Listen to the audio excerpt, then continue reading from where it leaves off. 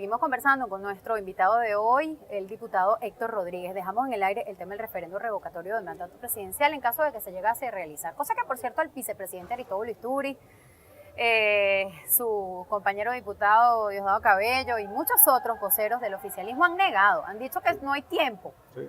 Y no solamente nosotros, lo ha dicho Súmate, lo dijo Capriles, no en este contexto, el contexto al principio de año cuando estaba tratando Pero quien lo tiene que decir es el CNE, diputado. No, y los políticos tenemos derecho a decir lo que queramos decir políticamente.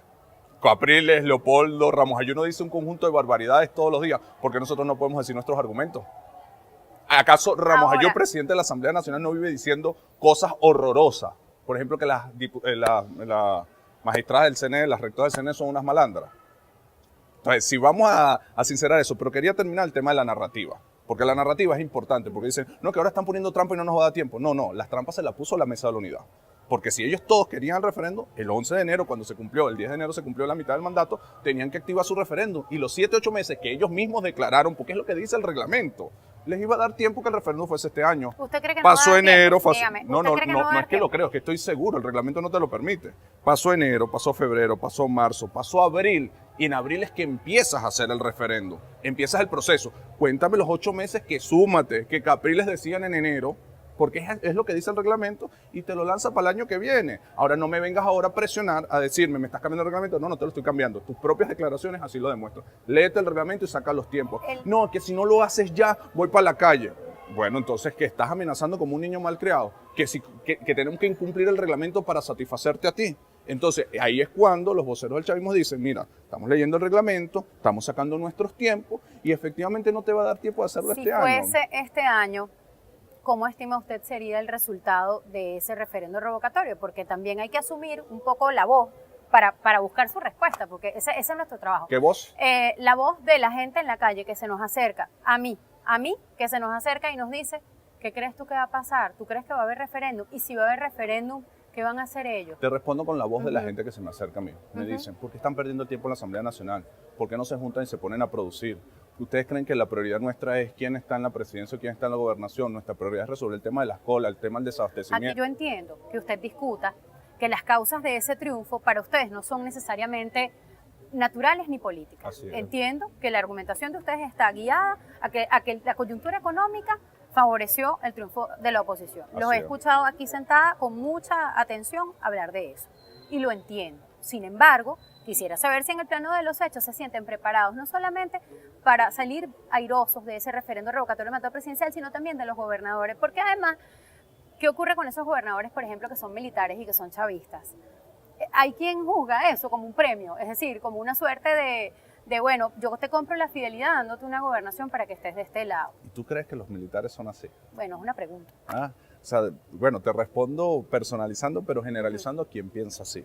O sea, es una forma, es al final el tema del desprecio. No, el que está con el chavismo es porque está comprado, porque le dan un bolsal de arepa, porque piensa menos que los demás. Y al final hay parte de la élite política o de los dirigentes políticos que de verdad creen que es que el chavismo somos inferiores a los demás. O sea, no puede ser que los militares y los civiles que somos chavistas es porque de verdad creemos en nuestras ideas, porque las defendemos como pasión.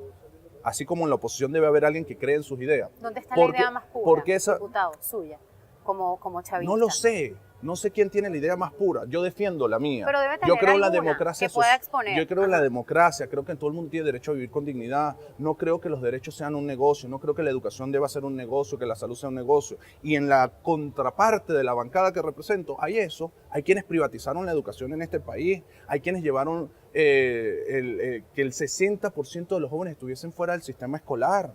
Ese es también parte de la verdad. Ahora, ¿qué me hace reflexionar tu pregunta? Y además que la recoja, porque yo también la siento en los discursos de algunos actores de la oposición, que sienten que el chavismo es menos que ellos. No, si ese militar es gobernador, es porque le compraron la conciencia. No es porque es un buen líder, no es porque es un buen gerente, no es porque... Entonces, ¿por qué le ganó al candidato de la oposición? ¿Por qué ganamos 20 de 23 gobernaciones? Ahí no hay nada. ¿Por qué el chavismo tiene 17 años ganando elecciones? Eso no se reconoce. No, eso fue porque siempre tuvo el precio del barril alto. Sí, y el barril no estaba en $7 cuando nosotros llegamos. y la pobreza extrema no estaba en 60%. ¿Qué Entonces, ocurre ahora? desconocer ¿Qué ocurre ahora que absolutamente todo lo que hay en el chavismo es una forma de creerse uno que es superior que el otro. Y eso es parte de los errores que hemos cometido en la política venezolana. ¿Qué ocurre ahora? ¿Qué problema que cada vez que vamos a entrar en Honduras viene la pausa? ¿Qué ocurre ahora que el barril de petróleo está, bueno, difícilmente supera los $30? Esa fluctuación hay que considerarla, no siempre está en el mismo margen, pero yo diría que es difícil que supere los $30 en los últimos tiempos. Eso los compromete seriamente en el ámbito económico y sobre todo para poder costear el tamaño del aparato que tiene el Estado y las misiones, que de alguna manera yo siento fueron quizás el pilar fundamental del liderazgo de Hugo Chávez Frías como presidente de la República. Eso es sostenible, esa estructura, ese Estado de ese tamaño. Ese es parte del debate de los contrastes. O sea, del otro lado tú tienes gente que te dice el Estado mínimo, que fue lo que se impuso en los 90. Y de este lado creemos, no, el Estado necesario para los derechos. Yo, por ejemplo, creo que el Estado venezolano actualmente es pequeño. Yo creo que todavía hace falta más policías, más maestros, más médicos. Si tú debates esto sinceramente con actores de la derecha, te van a decir, no, que cada quien resuelva su problema como pueda, hasta donde podamos pagar. No, bueno, el país tendrá que producir más. Y ese es el gran reto que tenemos como generación. Cómo nosotros defendemos nuestro petróleo a nivel internacional, que es el esfuerzo que está haciendo el presidente Nicolás Maduro. Si no, el petróleo estuviese en 10.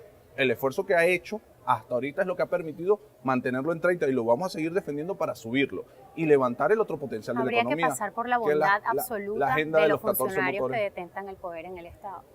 Tendrían que ser absolutamente bondadosos y nobles todos, que no haya corrupción, para que ese Estado, que entiendo, ustedes aspiraban, se instaurara en Venezuela para que la revolución se perfeccionara, porque yo tuve muchos años escuchando al presidente Chávez hablar de su proyecto y creo que lo conozco perfectamente bien, pero pasaba además por una bondad absoluta del funcionario, incorruptible, cosa que en el camino, sobre todo con los controles que generaron tantos vicios, uno no ve. Es como si tú me dijeras que el corrupto está en el Estado y no en la sociedad. Y ese debate a mí me encanta porque yo fui dirigente estudiantil de la Universidad Central de Venezuela. ¿Qué venezolano se atreve a decirme a mí que en la Universidad Central de Venezuela no hay corrupción con los cupos? El problema de la corrupción no es un problema de un partido o de otro, del Estado o de la sociedad civil. Es un problema intrínseco a la sociedad. Y lo asumimos así para superarlo o nunca lo vamos a superar. Mientras sigamos diciendo, no, los corruptos son aquellos que están allá en el Estado. Ajá, ¿y qué me hablas de la corrupción de cupos en la Universidad Central de Venezuela? Que no la maneja el chavismo, que no la maneja el Estado porque es una universidad autónoma. Ese es un ejemplo muy concreto que lo denuncié siendo presidente del Centro de Estudiantes de Derecho, que te demuestra que la corrupción no es un problema de partidos políticos, es un problema cultural que juntos lo resolvemos o no lo vamos a resolver nunca. ¿Cómo se resuelve en el seno del gobierno? Y te pongo un ejemplo concreto. ¿Las empresas que entran en corrupción con el Estado son corruptas o no son? Y es el otro actor, porque no hay corrupción en el Estado si no hay corrupción en el que interactúa con el Estado. Entonces es un problema de la sociedad. Asumámoslo como tal y resolvámoslo. Yo creo que es un problema de la sociedad. En ese sentido hay autocrítica en el seno del gobierno, diputado. ¿Qué gobierno de América Latina o de la historia venezolana tendrá generales, alcaldes, gobernadores de su propio partido presos? Creo que ninguno. Si hay alguien que ha actuado contra la corrupción con mucha fuerza, es la revolución chavista. Es la revolución chavista. Ahora, cuando se toca a alguien de la oposición que hizo algún acto de corrupción, no es un perseguido político. Tengo que hacer una pausa. Adelante. Se ha dicho desde el oficialismo también que no está garantizada la estabilidad laboral de las personas que firmaron a favor del referéndum. Bueno, pero lo hablamos al regreso. Vamos a hacer una pausa, ya venimos.